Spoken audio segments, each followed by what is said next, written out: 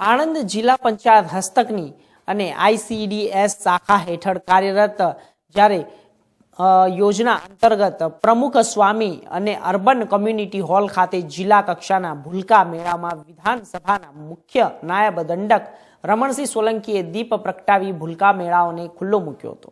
આ પ્રસંગે જિલ્લા પંચાયતના પ્રમુખ હસમુખભાઈ પટેલ સહિત અગ્રણીઓ ઉપસ્થિત રહ્યા હતા।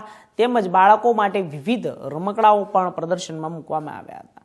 આંગણવાડીના બાળકો સાથે પણ તેમને આ રીતનો એક સંવાદ પણ સાધ્યો હતો।